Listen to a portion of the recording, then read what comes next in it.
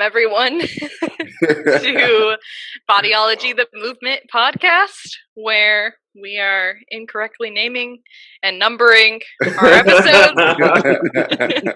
You have reached episode 6, but it may or may not say episode 5. We're not sure.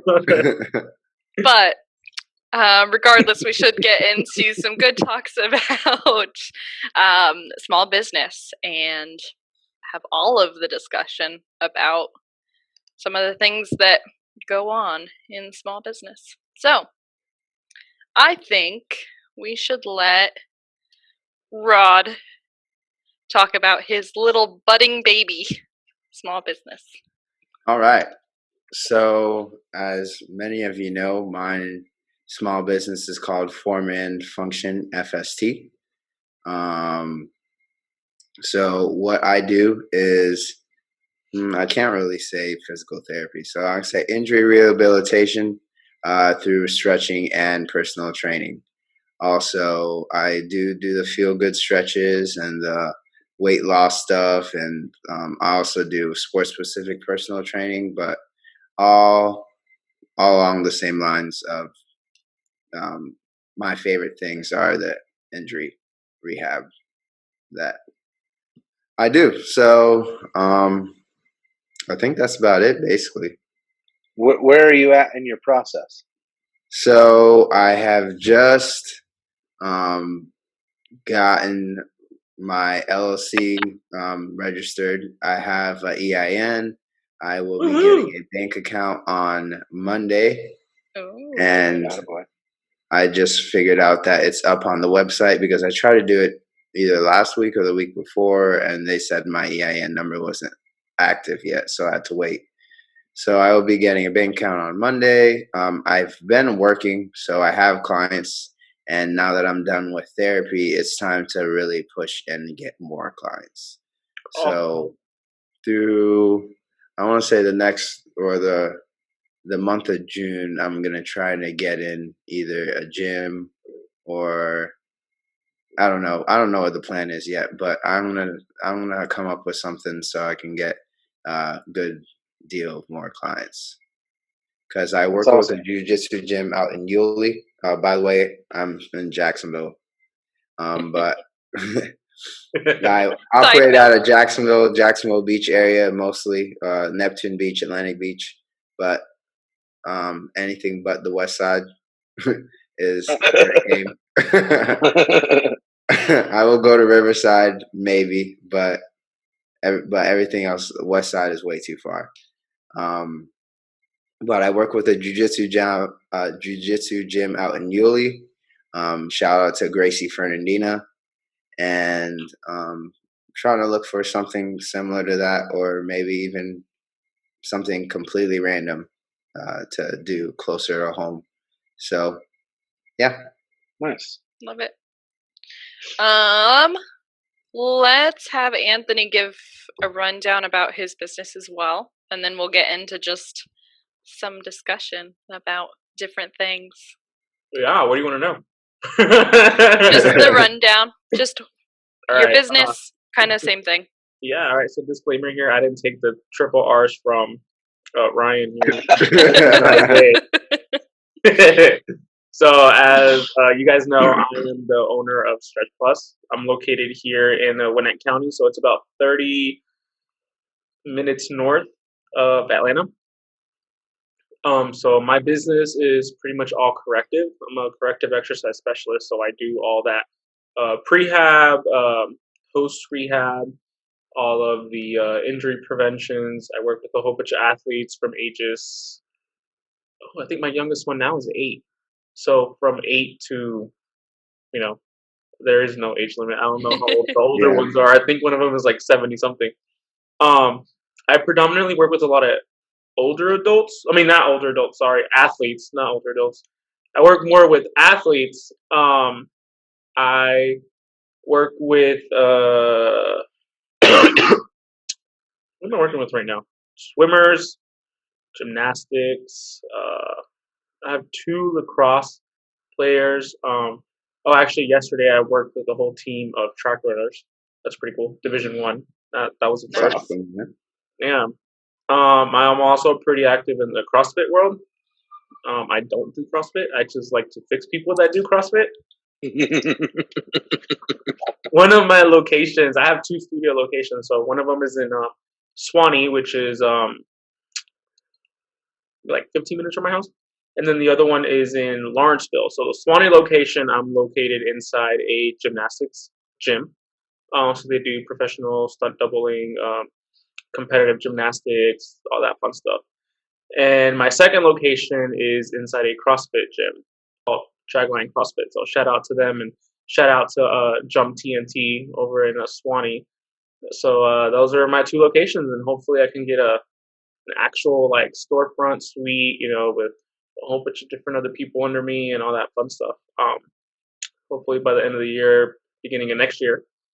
And right now, I'm really trying to focus on getting more professional teams, kind of associating with them, whether it be, youth soccer teams. There's a lot of soccer teams here in Atlanta. So trying to get with them, or baseball, basketball, whatever it may be.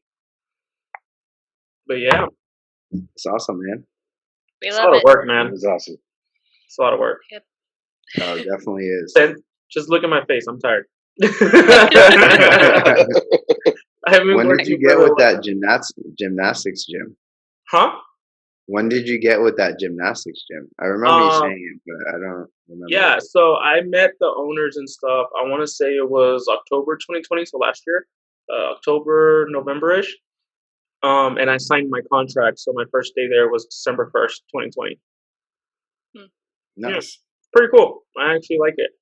It's in a predominantly upper middle class area in Gwinnett County, so it's really, really it's good for business. Let's just say that.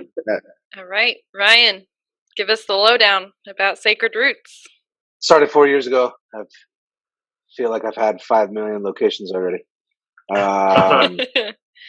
We've right now we are located in Independence, just outside of Kansas City, about 15 minutes or so. Used to have a location in a CrossFit gym. There's definitely a good community to be involved in. Yeah, it used to be down in the crossroads of Kansas City. And then primarily just in Independence. I've had now 3 different locations in Independence. So we do work with some teams, like we've talked about before, soccer, MMA fighters. We work with runners. We work with some female football players. We work with, trying to think of who else. Who else we got? Soccer. Some swimmers, some climbers, lots of weekend warriors, Totally. Yeah. All we of work the with people. one. Yeah, we work with one group that's recreational sports facilitators, I guess. They put on a bunch of different rec leagues and then big events that do like weekend warrior stuff. So yeah, it's kind of all over the board. We do focus more on pain management and corrective type work. But we do also have a good portion of clients that are there for relaxation and, energy work and all of the above. So we're kind of full scope. It's been a road, as kind of piggybacking off of Anthony. It's always on, that sort of thing. I'm prepping to go to Disney with my family this week, and I have left the phone at the office, which is the weirdest thing for me to do. But very much necessary. It up. I'm sorry. Oh, that's okay. It's very much necessary though to leave that phone behind. Every once in a while, it's needed. So yeah, it's 24/7. I talk about it. I would say today was a little bit different, but my wife and I probably have conversations about the business 10 times a day. It's all the time, things we're thinking. Last night we were discussing more options. I'm a very, I don't want to say unrealistic, but I I tend to think that I can do more things than I can, and do things much faster than things might need to go. So, my wife does a very good job of being like, there's a process, there's steps to things. Yeah, totally. So, it's small business, man. As you guys know, as you're growing it and starting, and I love how we have, kind of 3 different tiers of things, right? We've got Rod starting off, we got Anthony kind of getting into his thing, me trying to pivot into other things, kind of being more 4 years in. So I feel like once you hit that 5-year mark, you start to really understand what you're going to do and kind of have an idea, so I love it. I love the contrast of things, and excited to see where everybody goes for sure. I feel like both you, Anthony, well, and I know Ryan and I talk about this too. I don't know if this is the case for you, Rod, but I feel like every one of us has maybe been called a dreamer before in almost a negative connotation. Yeah. I figured, right? Because as a small business, I think you almost have to be, but you also have to get used to being told no, right? Yep. So I'd love to talk a little bit about your no moments, but also your dreams, and the things that you're like, I'm not gonna hear no about this. So if you want to kick that off, let's do Anthony first. Okay. Oh man, I've been told no so many times. Making me spit out my tea. Oh man, I remember when I first started kind of like playing with this idea, a lot of my funny, they're not my friends anymore. A lot of, friends at the time were very like, well, why are you going to do that? You can make way more money and have a way better life if you do this or that, or like, why are you going to put yourself through that situation? Why do you want to be a small business owner? Why, like, all this stuff, like that stuff doesn't happen to us, especially in our community. I live in a predominantly Latino, African American community, so it's like that stuff doesn't really happen to people in our community. You're not going to be a successful entrepreneur and all this stuff. So when I definitely started out, a lot of people were not as supportive as I thought they were going to be. I saw a lot of it when I was reaching out to friends and just telling them like, yo, can you spread the word, post me on your Instagram and stuff. And a lot of people would just leave me unread. And I'm like, all right, cool. Like now when they're reaching out, I'm like, I don't need you anymore, dude. I don't need your free promos for a session. Like, nah, I'm good now. Like, thanks for believing in me 2 years ago. Like, you know what I mean? So it's always having to kind of remember where you started out and stuff. And then right now where I'm actively trying to grow the business, and I'm always thinking about where I want to take the business in a couple of, months or tomorrow, or that storefront that I'm always dreaming about. I already have like the tables set up how I want it. Like everything's in my head, the color paint, how I want the logos looking, how I want the front desk, how, you know what I mean? Like all that stuff. And it's funny, like when I talk about it, and it's not to say it in a bad way, but I remember specifically on Thanksgiving, I was telling everybody like, oh, this is how I envision the studio. Here's like some ideas that I had from, other people in the industry. And I look at their studios and I'm like, oh, I like this idea. I want to incorporate this or that and stuff. And I was showing everybody. And my mom was like, wow, like you're dreaming here. Like what? This is crazy. Why do you want to do something like that? And I'm like, because I can and I will. She's like, no, I know you will, but why? Why do you want to do something like this? This looks so expensive, so different. I'm like, that's what I want. I want my company to be an experience, not just a service. I'm like, and to be able to do that, you have to believe in it 100%, I know a lot of people also, when you tell them like, you're kind of doing business on your own, or some people who don't understand that this industry is not a 9 to 5 Monday through Friday. They look at you and they're like, why are you working Sunday at 9 o'clock at night?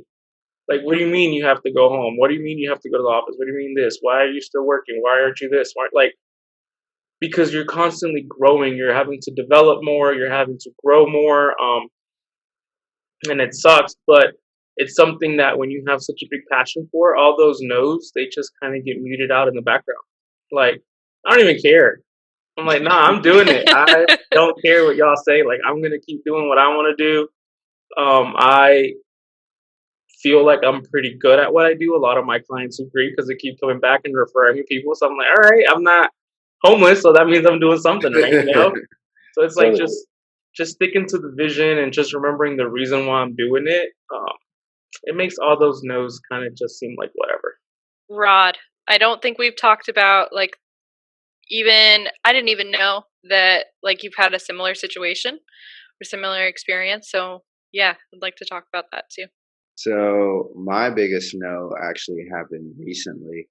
I met with one of the gyms that houses most of the professional and collegiate athletes in Jacksonville, and I'm gonna be honest, I was completely unprepared. Me being a professional winger, and we love you for I it. just kind of showed up, and I was like, "Oh, I'll figure this out as it goes." And yeah, I definitely shit the bed for that. So that kind of helped me realize, like, damn, I really am not ready to actually be working with people. I need to actually get some social media out there. I need to have a website. I need to, first of all, register what I'm doing. I can't be doing this under the table for forever. So that was my big push to be like, all right, let's get our shit together. Let's actually do this and do it right. So that's why I've been really pushing towards getting everything legitimate and doing that. But same with Anthony. I've always been a dreamer. The only exception is I don't know if I see myself working with other people. I kind of like the lone wolf thing, because with my experience, like you can't clone yourself. Right. Like, you have to find somebody that has the same knowledge or is able to do the same things that you do, or maybe even is better than you.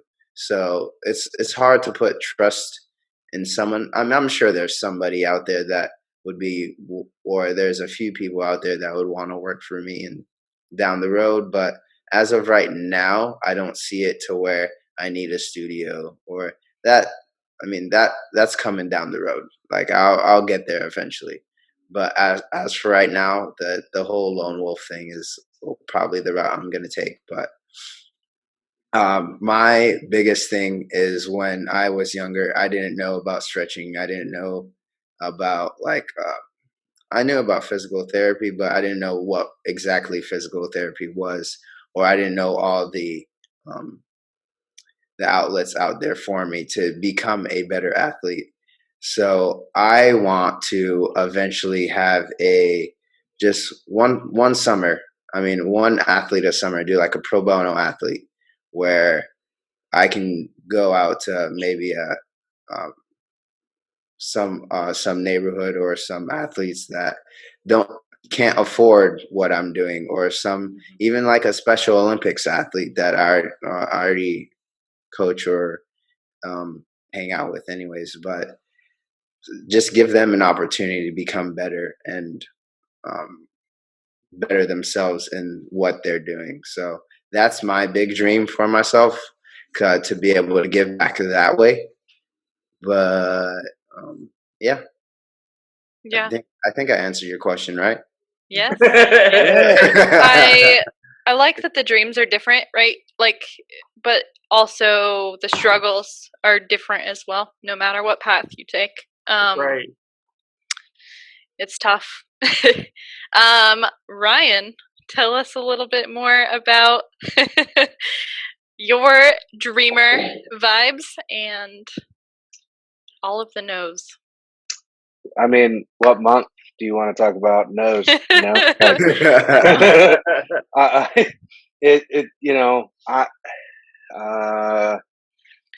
feel like recently, it's just been different things, right? With totally. Each stage of the business. Yeah. Yeah, at different levels of it, and hearing no is common, but one thing that I've learned to kind of spin it a little way is like not saying yes to everything too. Like as much as you hear no, and you're like, finally when you get somebody that says yes, you're like, well, fuck yeah, we're running with it, but it might not be the best thing for you, or the best way to utilize your time, or the best thing that's going to actually, and that took me a long time to learn. So we touched on it a little bit last episode when Anthony was saying, how you look at other businesses, and and you were talking about ours and having all these teams and athletes and stuff. Like, some of those aren't great business moves. Some of them are, where basically I was sick of hearing no, and was like, all right, so you guys said yes. How do I get the most out of this? But this isn't awesome. You know what I mean? Right. So understanding that, hearing no sucks. Saying yes to something that isn't going to be a good use of your time is way worse than hearing no.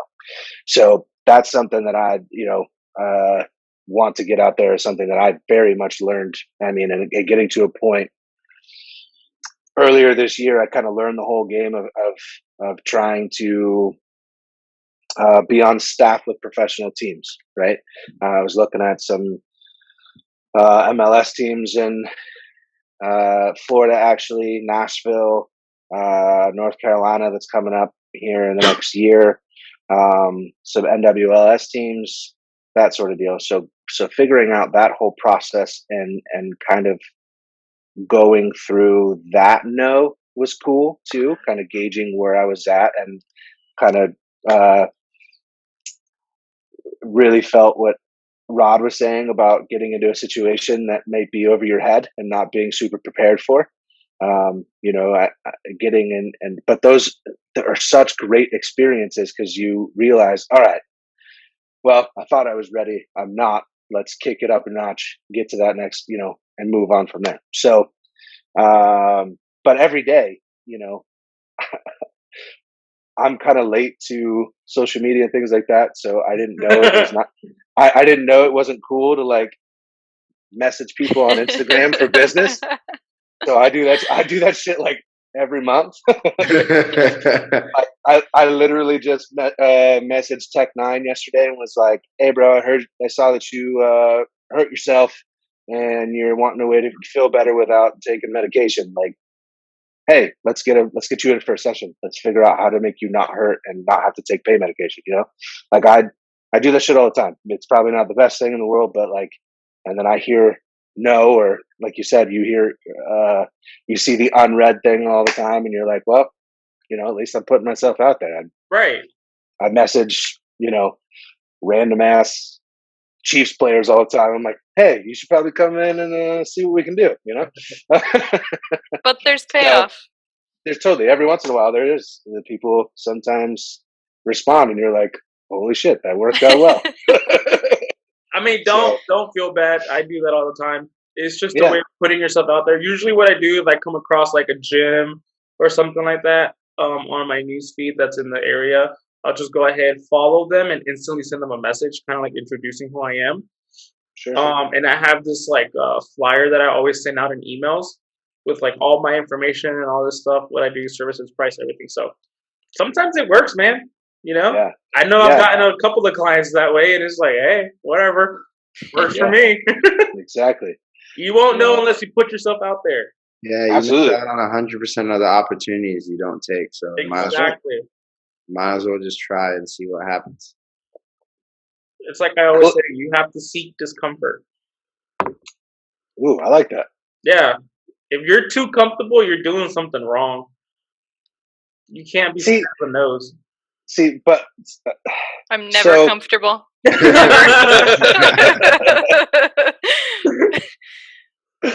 I'm 100% uncomfortable.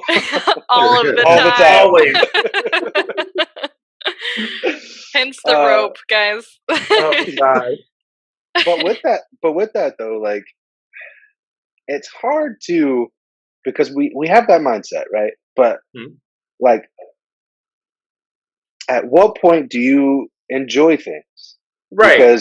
Because that's the other thing too, is you know, as using this as a way for people to kind of get into the inside of entrepreneurs. Like, I am never happy or satisfied, you know, like it's never enough. Nothing is ever enough. Right. And maybe that's a psychological thing coming from backgrounds of not having a lot and those sorts of deals and so on and so forth. Right. But how do you then turn that off? But you don't get moments of that? Of feeling like feeling like content in that moment. Ever? What the fuck?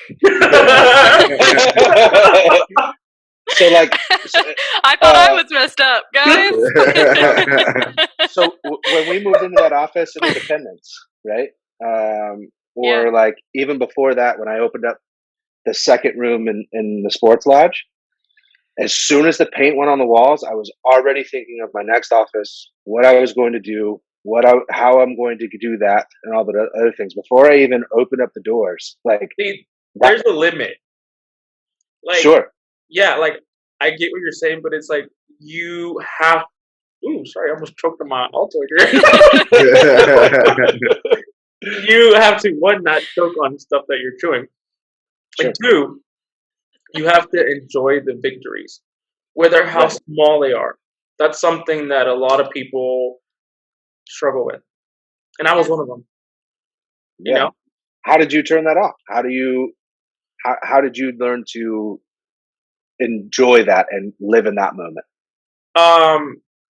It's gonna sound really cliche. COVID. Okay. COVID. I was busting my ass off 80 plus hours a week, 7 days a week, always hustling, always grinding because I had this vision. And then COVID happened and everything stopped, and I was at home for 6 weeks looking at my computer, looking at my wife, looking at just around, and I'm like, what was I doing everything for? I didn't enjoy anything that I just did these past couple of months, you know, I was recently married and stuff. I'm like, I didn't enjoy anything because I was too busy trying to grow and grow and grow. I'm like, there has to be a limit. There has to be like, yes, you can work this hard and then you can take a day off and not feel guilty about it. You can turn your phone off and not feel guilty about it. You know what I mean? You can tell clients that are texting you, hey, do you have a session today? Or do you have anything tomorrow? And you look at your books and you're like, man, I don't, there's no room, but sure, I'll stay an extra hour just for you. Like, it's okay to say no. And I realized that because I was like, man, everyone around me is living their lives and I'm just existing. I'm always at work. I definitely feel you on that. Like, yeah. At some point, before my brain injury, at least, I was working 7 days a week. If someone texted me whenever, I'd be like, all right, let's go. I'll squeeze you in somewhere. And then recently, it was mostly because of the brain injury. I need to make time to recover. Like, I have to have 30 minutes in between clients just so I can rest. Right. But I was like, I'm working 7 days a week. For once in my life, let's not work weekends. So now I'm Sundays off and then like half day Saturdays. And I feel a whole lot better. Like, I might have lost a few clients, but my mental health is a whole lot better. I'm less stressed. I'm less worried about things. I'm able to get what I'm done or what I need to in the weekend on Saturday, and I'm completely fine. Right. So, and it gives me room. Like, let's say if I want to work a tournament or something like that, I can't. Now I don't have to move clients around. I already have the availability open. Right. Yeah. Usually what I do is, so if you go on my website and stuff and you try booking something, I'm open 7 days a week and it's certain hours. Like, I just restrict myself to certain hours. But if I'm looking at the week, like for today, I already worked. I know today's barely Sunday and we're just starting out the day. But I worked last week. I took Thursday off because it was my anniversary. But I worked Friday, Saturday, today, Sunday. I'm booked back to back tomorrow. I'm booked back to back on Tuesday. I went ahead and I blocked Wednesday. Then I'm booked back to back Thursday. I'm booked Friday. I'm booked Saturday, and I'm booked Sunday. But it's like if I look at the week, then I'm like, all right, I'm already booked every single day, and except like one day or whatever, I'll go ahead and block it. So that way, like if you go online trying to get something, it's like, oh, that day's not available anymore. So like my day off kind of rotates throughout the week depending on what day it needs to be off. Gotcha. Yeah. It's just weird. I don't know. It's like one of those things where you just kind of find a system that works for you and your family and your life and go from there, you know? Yeah. Before we get any further, okay, no. If you're going to talk more about that. I was just going to say, I just find it surprising because I feel like maybe it's just different things that we're connecting it to, but I feel like we talk about those moments like in a session where you're like, somebody says something about like, oh, like, I love that, you know, you've created such a safe space for me, or, you know, different things like within the business, or somebody reaches out to the business and they're like, yeah, I saw your website and it was awesome. This is exactly what I need. And this is what I want, blah, blah, blah. I feel like those are such victory moments, right? Like, right. Because all of the no's before that were worthwhile. Right. And like, I don't know, for me, I guess being a third party to your business, it's almost like I feel like I take a step back where I'm like, we're doing some shit right. Like, we've got this. And right. Even though it is a struggle, it's still at that moment, it doesn't feel like anything is more important than that moment, right? I don't know. Yeah. Does that make sense? Yeah, yeah, absolutely. And which is why it's really great to have another person in your business so that you can have balance, right? And they take on that other role things that you don't see, right? Right, for sure. So, what were you going to get into? I was going to say, Kaleah, before we get any further, what has been your biggest no? Oof. I think there's two. I think age is a big no. Oh, yeah. Yeah, and I think because y'all are children. We all have, yeah. But also, like, I know it's hard for males in this industry, but it's also hard for female. Like, I think it's just hard, period, but different ways. Age, I think it really irritates me when I'm like, I talk about science and somebody's like, oh, wow, like, you must be older than I think you are, right? Or different things like that, or say something along the lines of like, oh, well, you're like my granddaughter, so you know. Or did you do something before you were a massage therapist? Oh yeah. Did you used to be a physical therapist or a doctor? How long have you been doing this? You seem young. I always hate it when they ask how old are you? You know, I'm always like, how old do you think I am? I'm not going to answer this. Like, I'll tell you yes or no. I tell people I'm 24 going on 40. So you're the youngest one from the crew right now. It's true. Which only shows that, you know, you're kind of young, because 40 is not that old. I know, it's terrible, but you know, but I plan on dying at 50, so. Oh my God. Oh, Anthony, we haven't had the conversation. No, I didn't know you had already set your date. Oh yeah, done. Expiration date. Yeah, I'm a nice package of cheese. A package of cheese, though? Can we go with like real? Yeah, I think there's like a shelf life of like 50 years or something. I don't know. Can I bring up a conversation topic here? Yeah. Yeah. So all of us, we're all in the industry, small business and everything. What is, I don't want to say the hardest part, but the most challenging part about being in the small business industry that you guys have found? I can go ahead and go. Yeah, go for it. Yeah. I don't know what the hell I'm doing. I know absolutely nothing about running a business. Like, I mean, I text you guys daily about what software to use. Like just the other day, I was like, QuickBooks or FreshBooks, or is it even necessary? When you texted that, I was like, oof. Yes, you're on the right track. Yes, you're asking the right questions.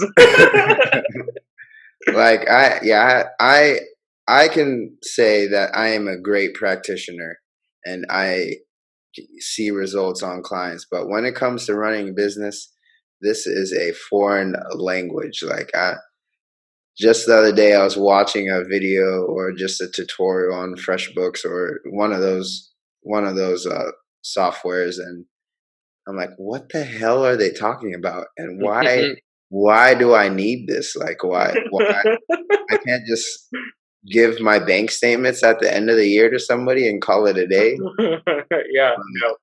Yeah, I have no idea what I'm doing, and it's a learning process. It's a learning curve. Like it's I'm sure at some point you guys were all in the same boat. Like I'm just starting out, and eventually I'll learn what I'm supposed to do. But you get, just like we talked about before, you're gonna get a whole bunch of no's before you get a few yeses.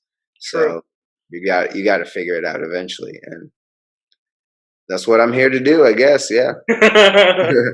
You know what's worse than starting out and not knowing what you're doing is being established and not knowing what you're doing. Well, yes, but then when you reach a point and you think like, man, I'm on it. Like I know what I'm doing. I got a business. And then you go talk to someone that like really knows business and they go, yeah, bro, so you're like in a micro business category. like you're a step above a hobby business and now you're a micro business. And I was like, motherfucker, like I hired you. Like,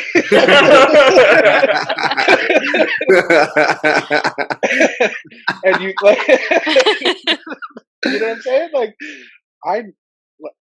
man, it's so irritating. So like what you are feeling right now, run with that and just know that nobody, honestly, like I feel like the more entrepreneurs that I've talked to, like, and I thought that I was one of the few that had no idea like what I was doing and anything else like that.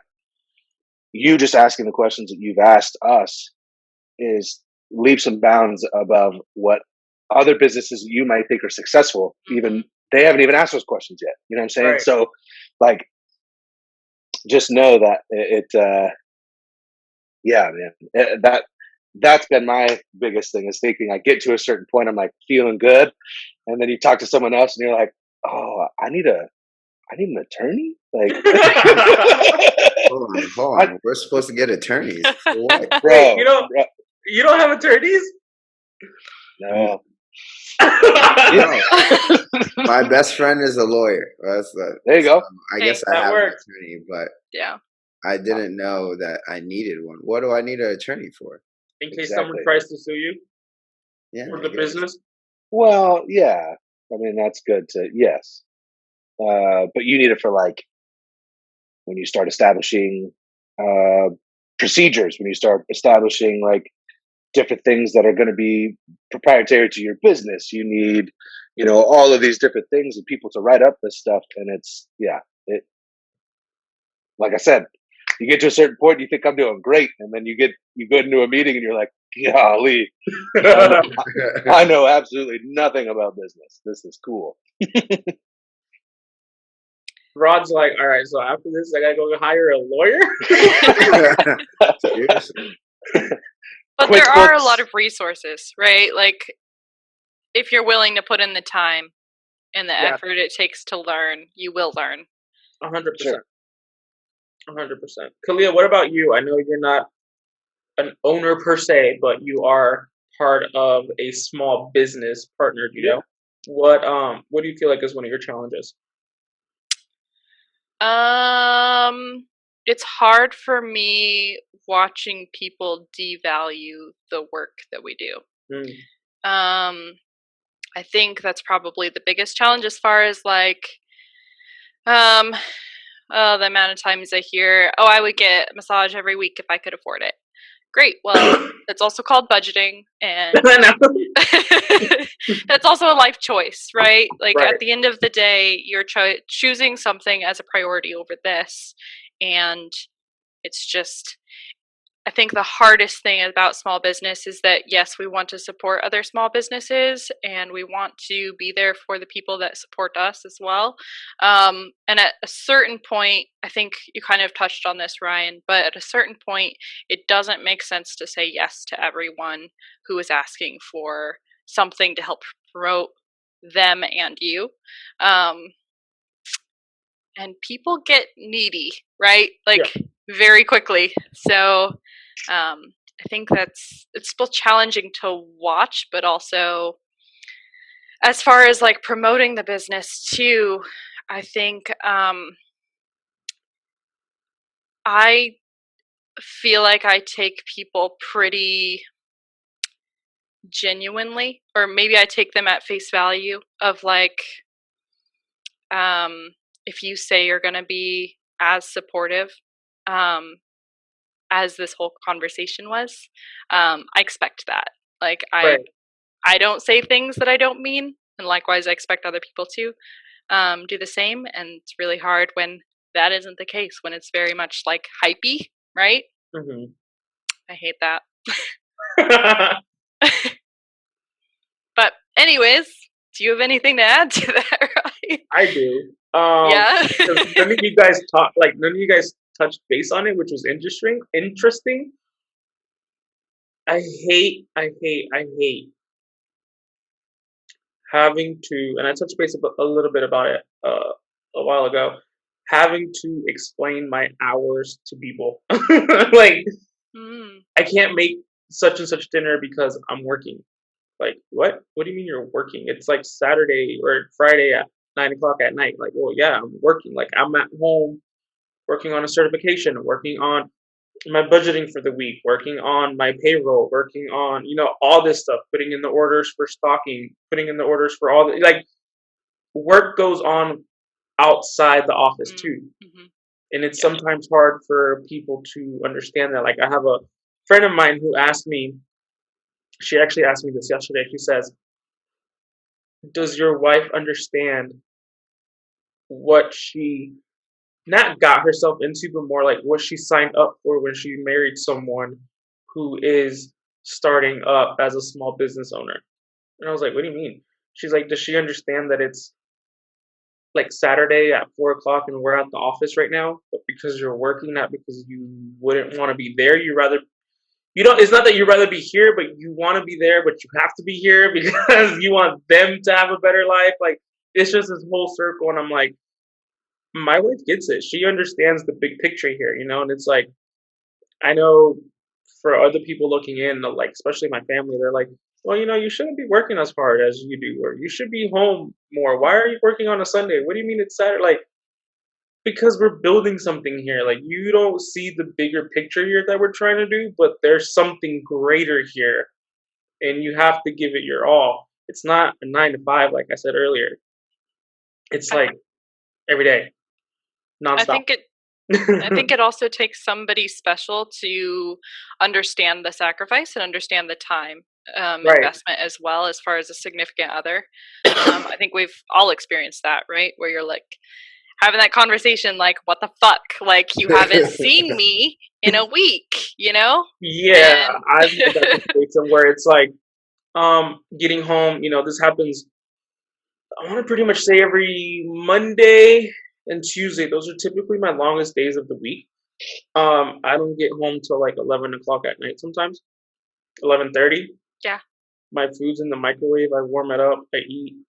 I don't want to say in the dark, but like alone, sad. while like my wife is already sleeping because she has to be up at 5 a.m. for work, and my dog's already asleep. I'm like, dang, I don't even get to see anybody. Like, I wake my dogs up. Sometimes it's like having to remind yourself, like, all right, I'm doing this for a reason. Like, I'm doing it for a reason. You know, it's like, all right, just gotta keep hustling, gotta keep going, and it sucks. As you guys can tell, I'm a little down today. No, man, and that's an hour. You know, I tell Kaleah all the time, it's an hour-by-hour case, man. Like, I would literally walk out of one session and be like, "This is the life. I have done everything right." And then literally 90 minutes later, after my next session, I'm like, "Man, I'm gonna quit. I'm gonna be an accountant or something. I'm gonna go sell insurance, you know." And you know, piggybacking off of that, like people not understanding, you know, and having people in your life that do understand, and having special people like my wife. All the time, I talk about probably way more than she likes to hear. I am like, man, I'm gonna go work for my little brother. I'm gonna go do digital marketing. I'm gonna go, you know, do this, or I'm gonna go back to school, and you know, and she always reminds me. She's like, Ryan, have you worked for anybody like in the last 5 years? And she's like, you're gonna hate it. You hate everything about it. Like, why, you know? And so having that person that understands that, yes, this is difficult and this is a sacrifice and it's different than what people might think, but you would be absolutely miserable doing something else. So what's the point? Yeah. Right? Like if you're going to be miserable working 9 to 5 and working for somebody else and living somebody else's dream, like, why do that? You know? So that's something that I think a lot of people don't understand. They get, you know, I've got friends that are service workers, you know, cops, firefighters, that sort of thing. And they're all about, man, it's a job. I punch in, I punch out, and I spend my 20 and I retire, you know? And they're cool with that. And they just don't understand why you would do something the way that you do. But you know, you would be miserable. Living somebody else's dream is just absolutely terrible and terrifying. So, you know, you got to find those people around you for sure. Oh, 100%. 100%. And even like that, like how the fact that you're going on vacation this week, I go to vacation next week, like, that's why you do what you do. Yeah. And Rod, even for our listeners, like, if you find someone that's on board and you find someone that's willing to let you or help you do what you're doing, yo, that's a keeper. That's honestly not someone you let go. Because so many times you find someone and they're not on board with what you're doing, or maybe they are on board, but not 100%. There's still question or doubt in the back of their mind. So if you find someone like that, I mean, I know this isn't a relationship advice podcast, but still, it adds. Oh, it can be. It can be. But it should be for entrepreneurs. That's for damn sure. Yeah. Like, can we get into that a little bit? I was gonna say, let me add a little bit to that. What you were just saying, Rod, because funny enough, I had this conversation with my wife. You guys know a little bit about it. We're not gonna name the company, but you guys know about how I was struggling a little bit. Whether should I branch out and do what is that? Corporate life to make double of what I'm making and get my wife through school, or should I just keep hustling and, you know, like all this stuff? And we were having this conversation, and she was like, I don't want you to leave Stretch Plus because that's everything, and I don't want you to go to a job that you're gonna hate just because of the money. We were literally talking, and she was like, I don't want you to leave because Stretch Plus is going to be something great, and I believe in you, and I'm not going to let you give that up because you're having a hard time. I was like, no. This is why I married you. Can I marry her? If you want to share, let us know. Like, I was like, yeah, she gets to struggle. Yeah. My wife Shannon always says, "Do not quit on a bad day." Right. Mm-hmm. If you want to quit, you do it on a good day. Right. Makes sense. Sure.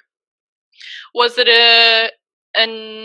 so I think also being massage therapist or working with clients one-on-one, physically, right? Has that been, well, like for you, Rod, has that been an issue like with relationships or that's a good question. Different things like that? I don't think so. That's good. As far as I'm aware. As far as I'm aware. As he is currently some girls out there like I'm 100% in the clear. But some girl is like for damn sure it was an issue. That conversation actually never really came up. Like, interesting. So my ex-girlfriend, she was very supportive of what I did, but she knew that like I was helping people. So that was right. That was the biggest thing. Like she's seen me work before. Like I've brought her to clients before, and but it was never an issue. So, as far as I know, we were good, but it's all for a better purpose. Like I know you're touching random parts and stuff, whatever, but as long as you're doing it in a professional manner, it's totally fine. Sure. I hope it would be totally fine. Right. It should be. And if it's not, you gotta check your relationship. Exactly. So my husband struggled with it a lot. I'm sure. Really? Mm-hmm, yeah. Of course I'm me, so I'm like, you can do whatever you want, but I'm gonna do whatever I want.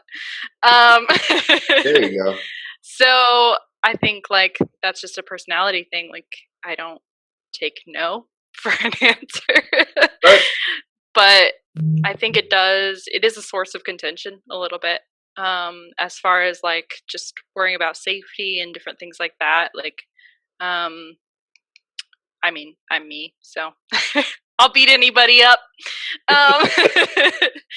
But I think it was definitely a factor in like even our conversation about me going to school.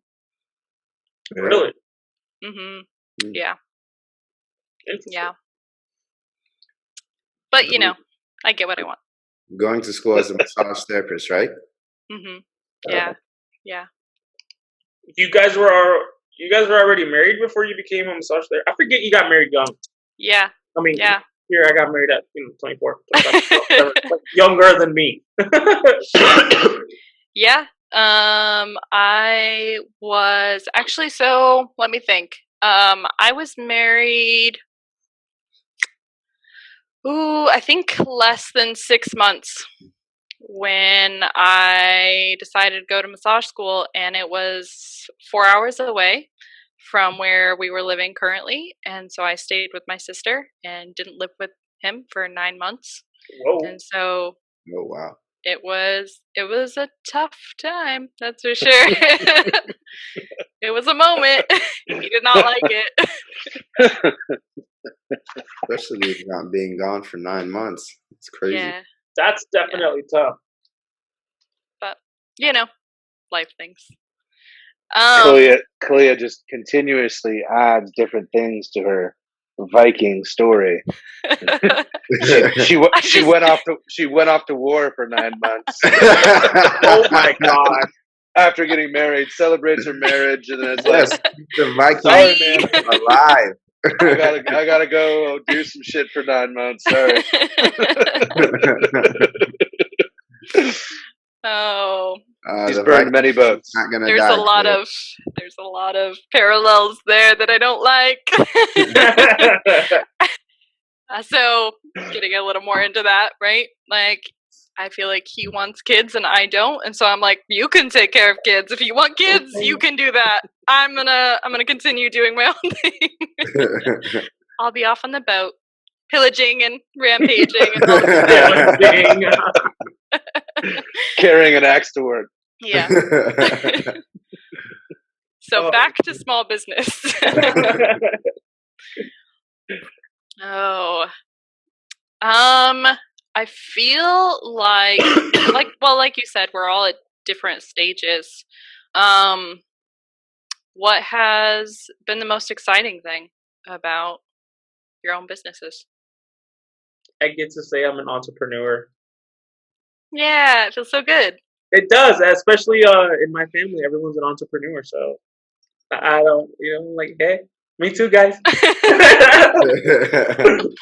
No, and it's cool because I get to have conversations with like my grandfather, my dad, my aunt, everyone. I'm just constantly talking, and it's just we're all helping each other, and it's I don't know, it feels kind of nice to be part of that community too, with the small business owners and also just helping people.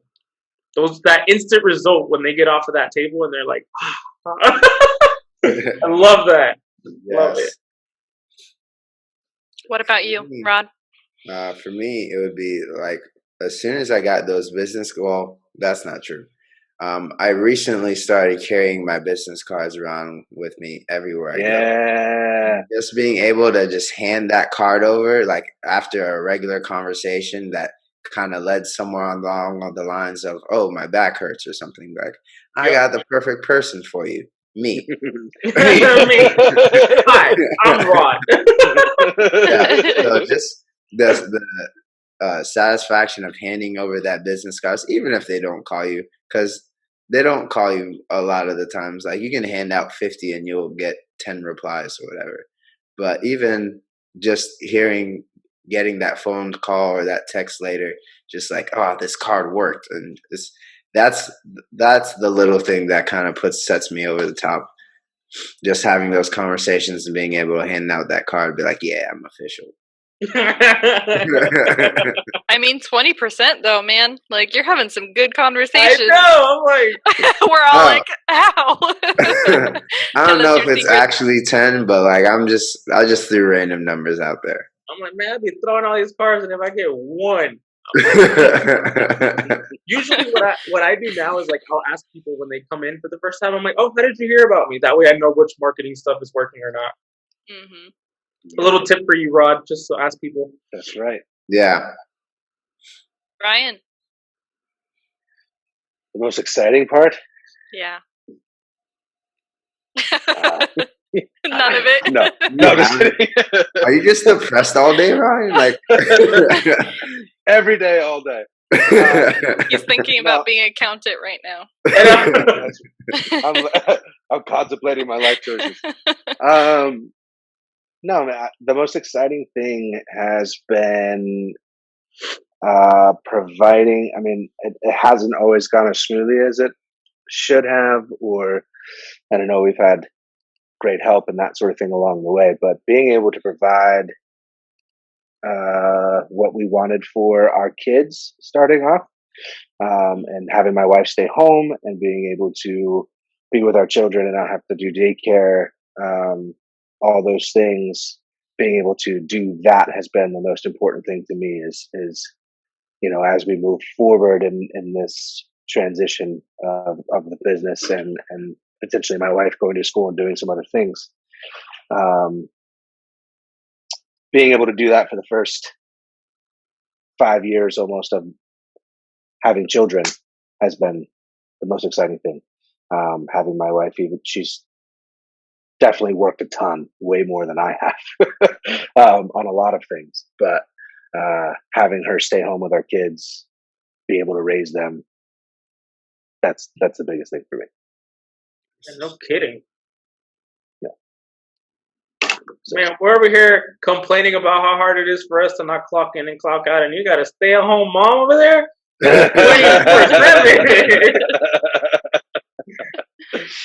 That put our whole podcast to trash, man. That is so much work. I could never. Me neither. So she does that. She does multiple things. She does consigning clothes. She's managed you me and other things at the same time. And other things. She's managed virtual assistants. She's done just any side hustle entrepreneur. I mean, she's probably got more of an entrepreneurial spirit than I do, But yeah, she just does so many things all the time on top of making sure that I'm not fucking things up and, you know, continuously talk me out of doing dumb shit. So, yeah, that's been the biggest part and the most successful, I think, thing for Sacred Roots is to be able to accomplish that so far. What about you? What about yourself? I know. Oh, for me? You keep asking all these questions and then you just dip out on answers. I mean, all right, bye. I only have questions. I feel like, so yeah, like after that follow up, I feel like everything I would say is going to be dumb. So I feel like a really big win and just like an exciting thing for just both the business, but also just, I think we're always searching for validation to some level. But I really think this last year, working with the comments we had, due to COVID, we had a lot of other players on loan from other teams, really great players, but also we have good players too. So it's just a different level. Like I was telling Ryan, I'm not a soccer person. I'm not a sports person. I feel like I'm becoming one slowly but surely. I'm not a person. And I mean, yeah, I'd also never experienced arena soccer, indoor soccer. And I literally like looked over to Ryan like during like one of the first games I had been to, and I was like, dude, they kick the ball and it goes backwards. Like, did you see that? That was awesome. But so impressed with them. But then working with them, because I think new faces, right? And they don't know you. And as athletes, they know what their body needs to some extent. And they also have their energy, their headspace, their whole game, like that is being played out in their mind and their conversation with themselves, that's going on during that. And to have that hesitation of a new person messing with that. But I think just it was a great season, but it was also cool to watch us in the business become more important to them over the season. There were some moments where just it was like you weren't just another person or just another person there to help them. You were part of it, and that was really cool. Nice. Anyways. See, lame. I have to say one thing that really helped me stay motivated this spring was going through that with you and kind of seeing that light bulb turn on with you and being like, this is so cool. and watching Kaleah go from not being a sports person to like standing up and yelling like during I lost a game. My voice for 2 weeks because I was screaming so fucking much all of the time. All of the time. We were like little children. It was fantastic. And it was just so reinvigorating and motivating. It was great. So not lame at all. You helped a ton with seeing that. Was really fucking cool. Anyways. So with small business, do you feel like connections you've made, what connections have been the most important? And what would you do? Like, what is the game plan for more of those great connections? I guess I'll go. I'm like, I have no connections. Don't say that. For me, being so small, like all of my clients are basically word of mouth. Mm-hmm. So every last client matters. So those connections are the best because that's how I grow my business. And luckily, I've made a few connections through other companies and other things that I've done. that I have other professionals that will refer to me also, or that will hand out my business cards and ask some of their clients if they're interested and stuff like that. Mm-hmm. But for definitely on the smaller scale, every client counts because those are the connections that get you more clients. And as far as where I see growth, or where I'm trying to grow, like anything and everything, is I'm just ready to take on the world, and I don't really know how to get there, but it's a process. Like, I'm gonna start doing some things, maybe start visiting some gyms, seeing if I can get in one of them or something along the lines, and figure it out from there. Unless you guys have any advice that you would go ahead and chime in at any point. Well, that's the real Viking spirit, right? We're taking over the world. We just don't know how. Exactly. Oh, God. I would say to remember that, as I've gotten different connections and that sort of thing, they're not, like we talked about, they're not all great. But remembering the most important ones are the people who stick with you for a long time, that were there at the beginning. Oh, yeah. And remembering that connection is actually more important than any other one that you make moving forward.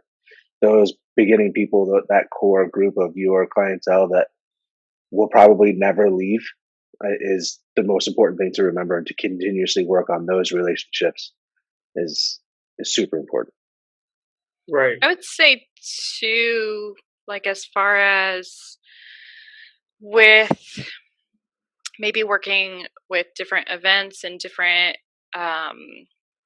event coordinators or organizations and things like that. Also, that they don't have to be forever. If it's not good for you, they can also just be in that moment. Right. An opportunity doesn't have to stay locked in. Oh no, definitely not. Especially if it's something that's not helping you, and something else that comes better. Like, yeah, you were there first, but I appreciate everything you've done for me, but I've got a better opportunity with this other person anyway. So, right, kick rocks. Kick rocks. Please end your emails like that. This is why Ryan doesn't let me do correspondence.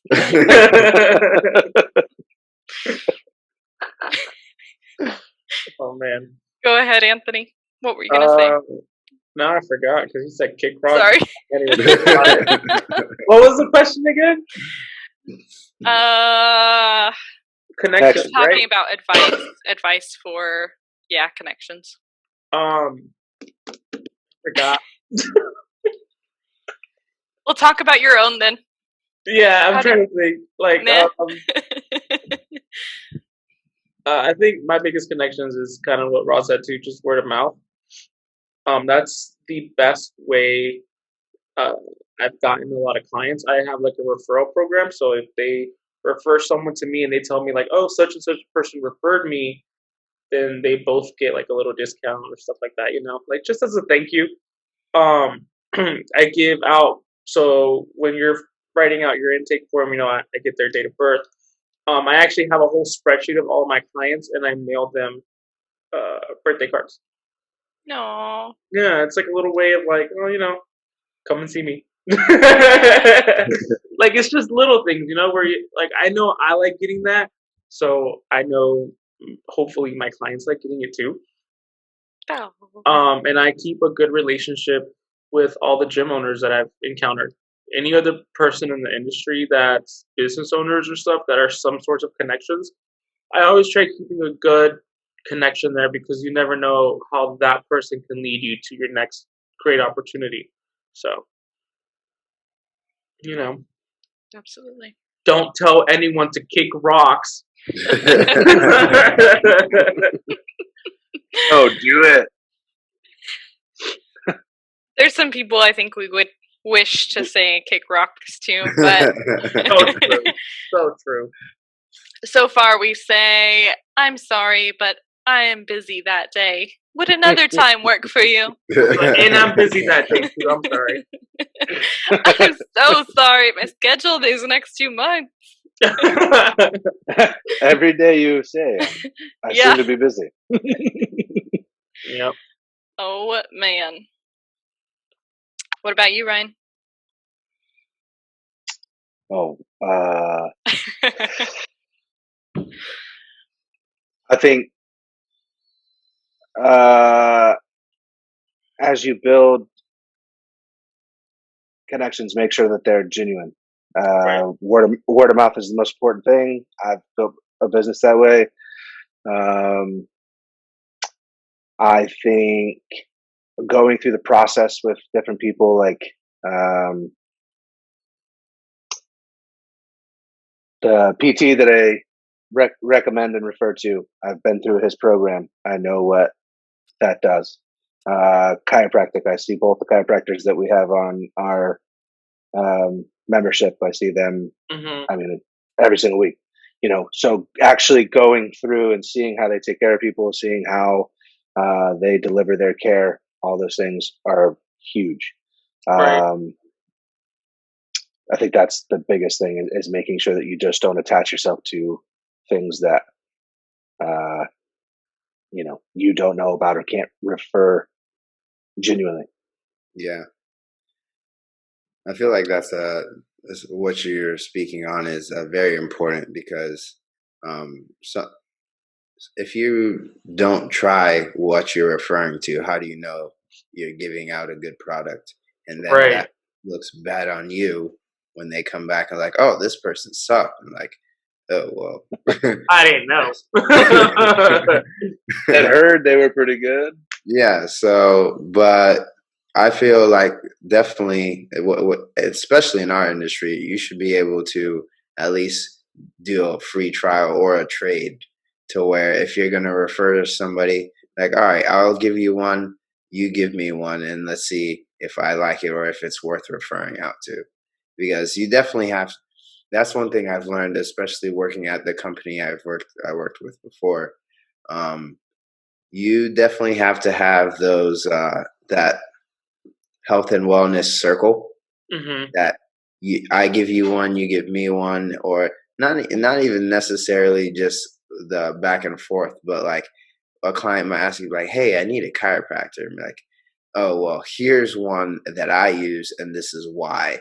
And this is why I think, because there's so many out there that are doing things that they not necessarily probably shouldn't, but basically money pits and stuff like that. So you don't want to hand out a business card for someone like that. So being able to try what you are going to refer to is definitely crucial in doing this as well.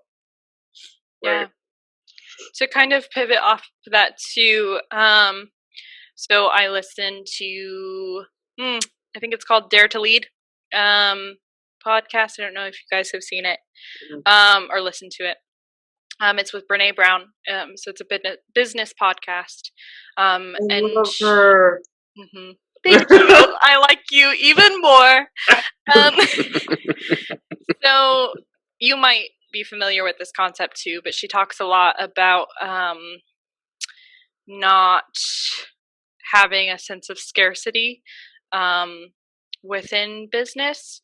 I think sometimes like connections too, right? As far as having a referral system, as well as knowing when to refer people out. It's tricky, right? Because at the end of the day, it's small business. You have to make money to support yourself.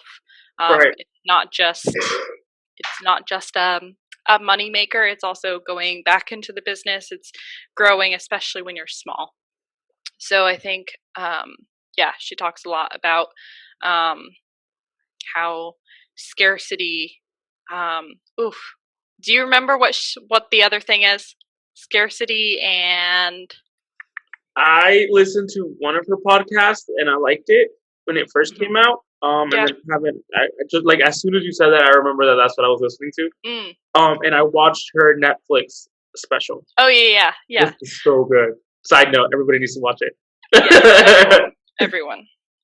So got it. Scarcity and abundance. So when you're operating from that place of abundance, right? You have, you know what you're good at. You also know that the people that come to you, the right people will find you and will stay. And just allowing people to move on if they're not a good fit. I think that's a really important thing.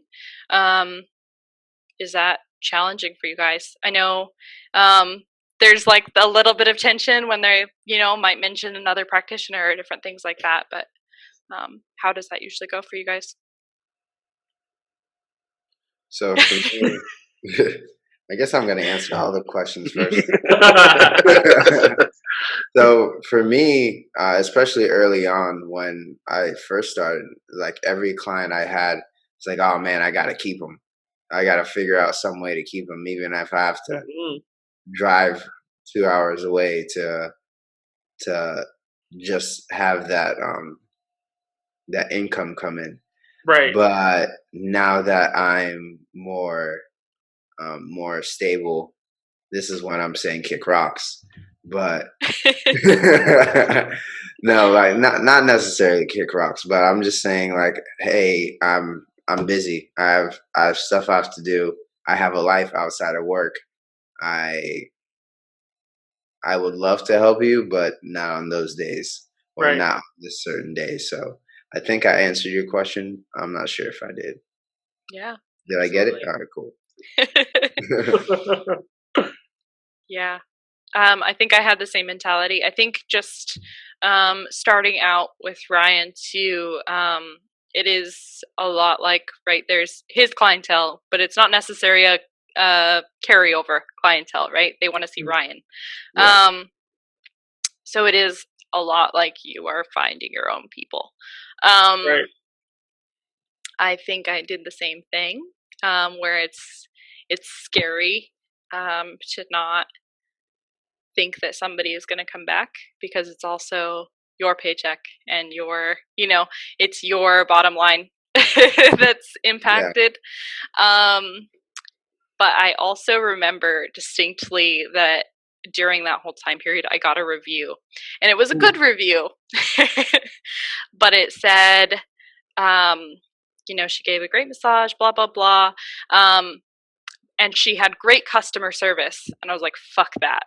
I will never, ever be complimented on my customer service again. Like, I'm not here to provide customer service. I'm here to be fucking awesome and help you out in some way, right? But I think that was more of like, okay, so that's a wake-up call as far as like trying too hard, right? Like you're not being authentic to you, and they can tell you're customer servicing it versus being who you are in that moment. Right. I don't know. Real. Ryan has mixed opinions about this, I can tell.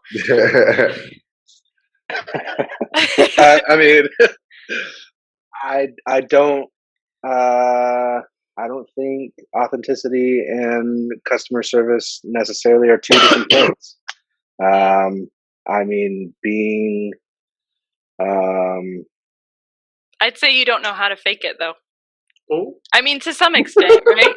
Totally. We talk about this. We talk about it. Yeah, I not from a vain point of view, but like, I don't. I am this person all the time. So, but I also know how to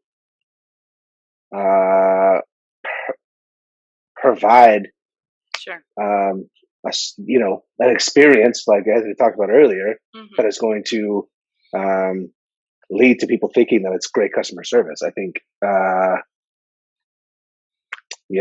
think so much anymore, like just being nice or genuine and actually caring about someone is so few and far between that that's seen as great customer service.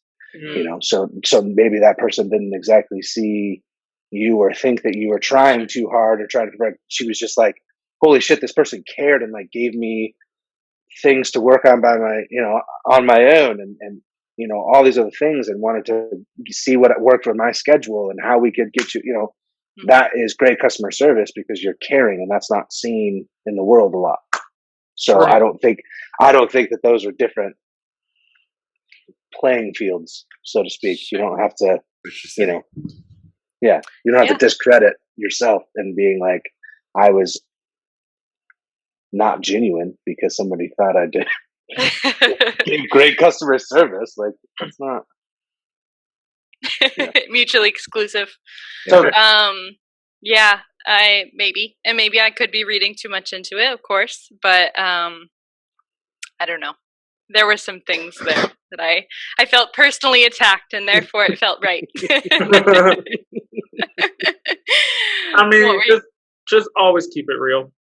Yeah. You know what I mean? Just keep it real. Keep it how you are. Don't try to put a fake persona or whatever in front of you because this is your like quote unquote your business self. Like, no, this is who you are, and people are gonna come see you for your personality, your skills, the way you make them feel. So whether that be customer service or whatever you want to call it, like, just be yourself, and everything else will follow right into that. Yeah. How do you deal with referrals, or even, I know, like, clients bring up like, oh, I saw this other practitioner, or different things like that, or I've done cupping and this is how it was experienced, right? Or different things like that. What's your experience with that, Anthony? I always tell them, oh, well, I'm glad you did it that way. This is my way. This is how I do it. Let me know. Let me know how this feels. Let me know how let me know how this rocks. Let me know how this helped you reach your goal better or worse. Or did you see a difference? Did you not see a difference? I have a lot of people, since I'm not a massage therapist, I don't do massage, I have a lot of people that ask me like, oh, should I still see my massage therapist? I'm like, yeah, 100%. Don't let go of one service to gain another one. Like, no, find that happy medium. We can always work something out. But like, and I feel like a lot of people really they like that. The fact that I'm telling them like, no, don't leave your other service to see me. Like, I'm always like, or when I'm working with someone, I'm like, when was the last time you got a massage?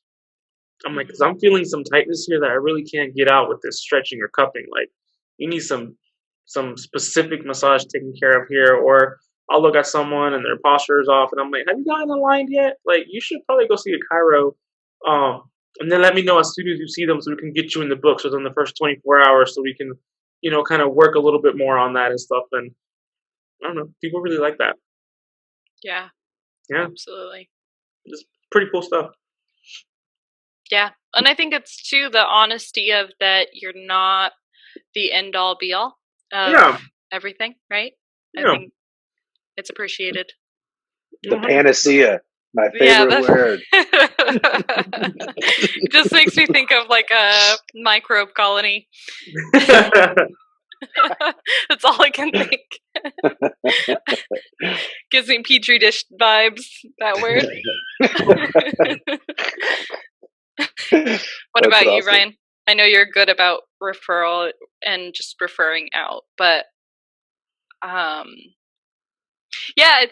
say too, from a third person perspective, right? I'd say you're not intimidated by other therapists. And I think probably just because you've been doing it so long and you are good at what you do and all of those things, right?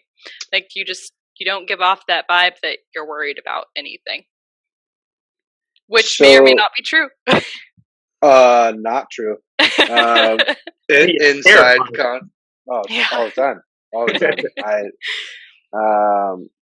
But at the same time, I tell people every time they go on vacation or if they mention some other practitioner of any sort of discipline, I'm like, do it and come back and tell me.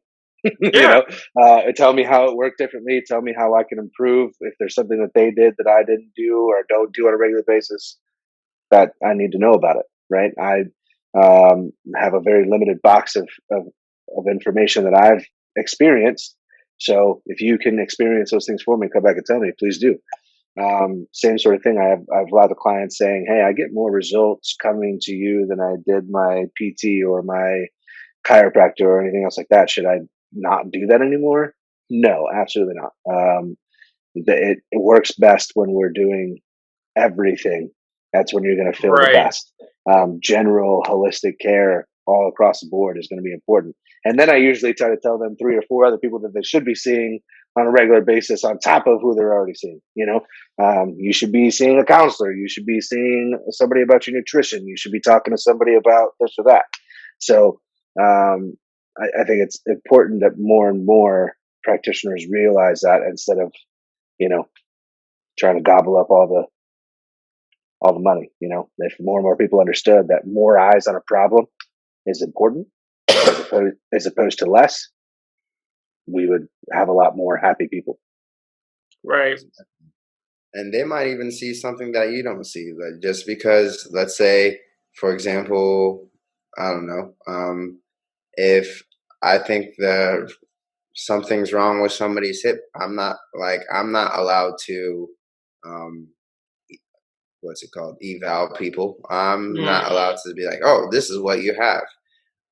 So I send them out to a PT or even a doctor that I trust, and like, hey, this is what's going on. And tell them what's going on with that client, or even you just have the client tell them and be like,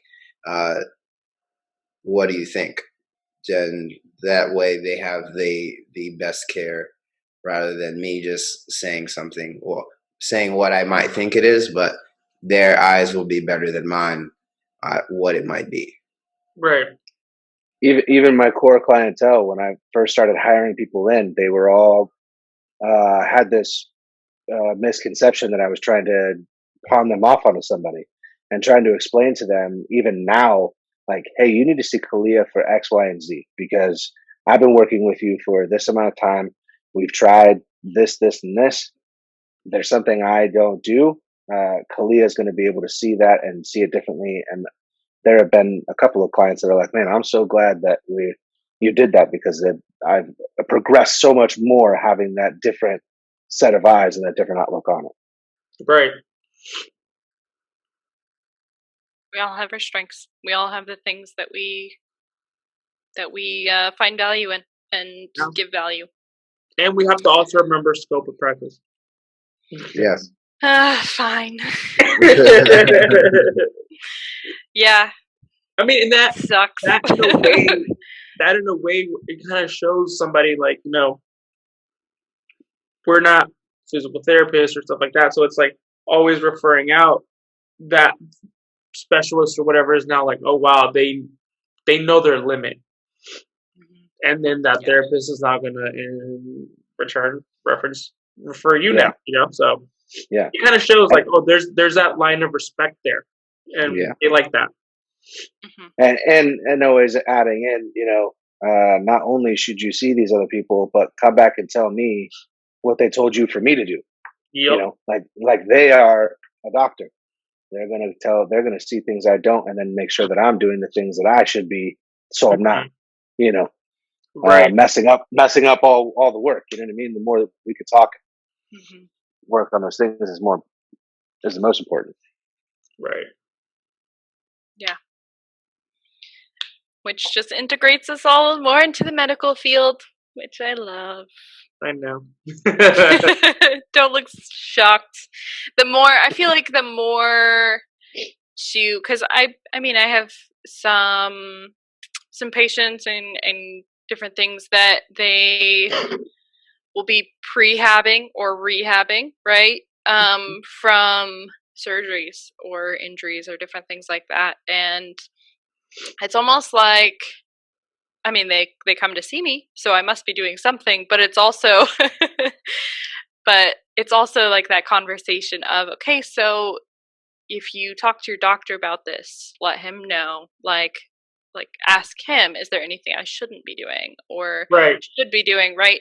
And it's almost like sometimes clients don't understand that that's important, or that like the doctor as well gets feedback into other other practitioners, right, that are in the area and are willing to work with their education level and their knowledge as well, their scope. Right. There's my TED Talk. Awesome. I'm subscribed. Thank you. I'm a fan, to be honest. So, is there anything you guys would like to add before I talk about the next topic for our next episode, which I haven't talked to you guys about previously, but you're about to find out about it. Oh my goodness. I love it. Anything you guys would like to add? Keep hustling, y'all. Keep hustling. If y'all have any questions, this was for our listeners / viewers. You guys are more than welcome to send us a message on Instagram or any other platform. Yeah, and we will definitely. We're not gonna put it together, right? We will definitely reach out and help you guys to the best of our ability.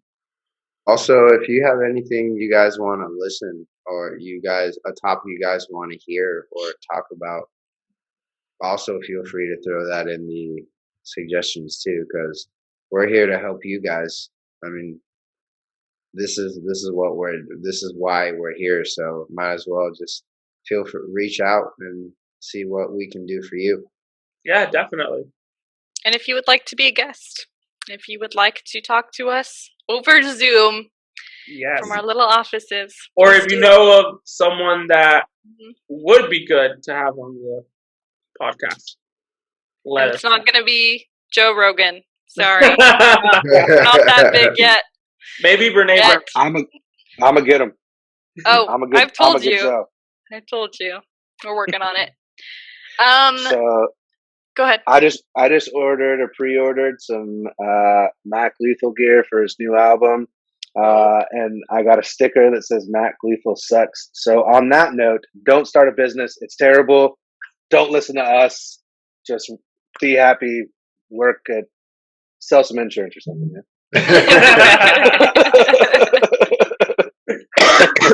Oh man. So I wanted to potentially do next episode. I really want to get into what our quote unquote studio or area atmosphere, what your ideal area atmosphere would be, like as far as music and office and all of those things, right? I think those are so personal, but also it says a lot about our industry as well. So if you guys are open to that, I think it would be an awesome episode to discuss.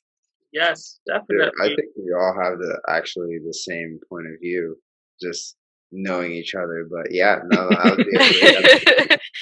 I'd also like to talk about things that we don't like, things that we see often that we are opposed to. Got a lot of those. Oh yeah, so many. We have a do not do list. Just 4 haters straight across the board. Next episode, a bass session. But yes, definitely do that, Kaleah, for sure. Awesome. All right, well, that will be episode 7.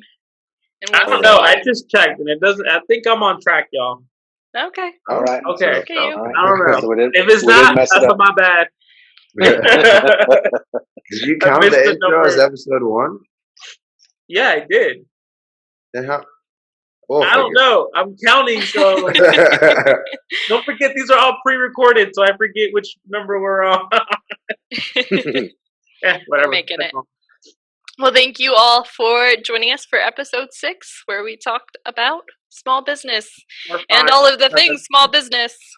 I'm sure we'll get more into it as we go along. We'll just keep on going. Say goodbye, everyone. See ya. See ya. Bye. Bye. Kick rocks.